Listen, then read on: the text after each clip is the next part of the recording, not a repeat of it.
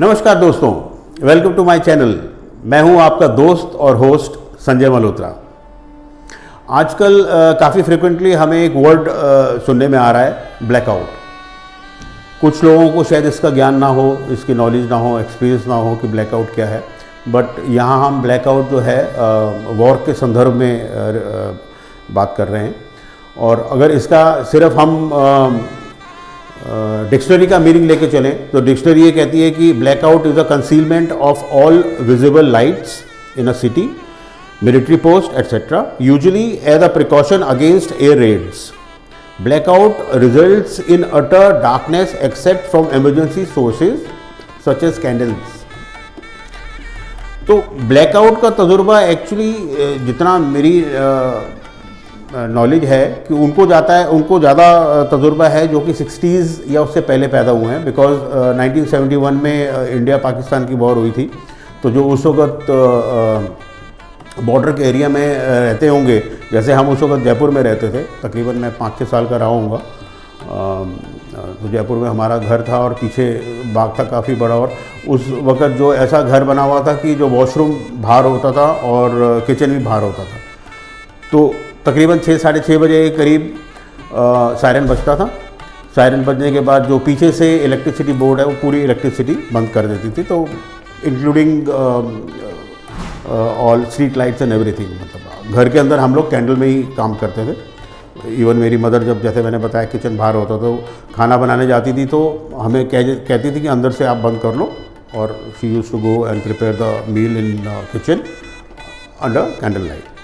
तो ऐसे ही जब वापस आती थी तो नॉक करती थी, तो वो प्रोसेस होता था। मेरे फादर उस वक्त मेडिकल लाइन में थे, तो ही यूज्ड टू ट्रैवल, तो वो टूरिंग जॉब थी उनकी, तो टूर पे होते थे। तो हम तीन, मैं, मेरे एल्डर ब्रदर और मेरी मदर घर पे होते थे।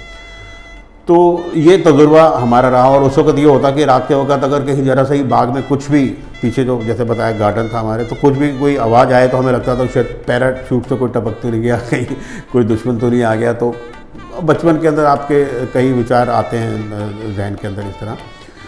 तो कहने का भाव ये है कि ब्लैकआउट जो है उसको हमें सीरियसली लेना चाहिए।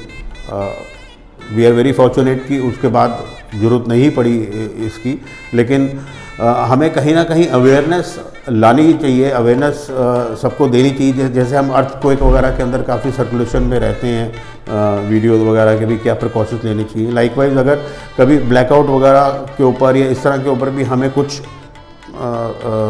अवेयरनेस के वीडियोज़ बना के या कुछ सर्कुलेट करने चाहिए। It's a very good initiative that government of India is taking, I mean rather, जो ब्लैकआउट की ड्रिल्स वगैरह हो रही हैं ऑन बॉर्डर एरिया। कुछ सुनने में आ रहा है कि कुछ लोग सीरियसली ले रहे हैं, कुछ लोग नहीं ले रहे हैं, बट मेरी रिक्वेस्ट है कि it should be taken very seriously. And वो होगा क्या कि हम लोग ही अनफॉर्चुनेटली टारगेट हो जाते हैं। आपने देखा होगा जब हमारी फ़्लाइट लैंड करती है रात के वक्त, इवन 12 बजे भी हो, तो नीचे शहर कितना जगमगा रहा होता।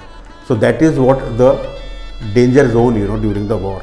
उसको हमें पिच डार्क करना पड़ता है, जिससे कि दुश्मन का जहाज़ अगर ऊपर से जा रहा है तो उसको ये पता ना लगे कि नीचे सिविलियंस रहते हैं, नीचे जो है उनको बिल्कुल डार्क लगना चाहिए।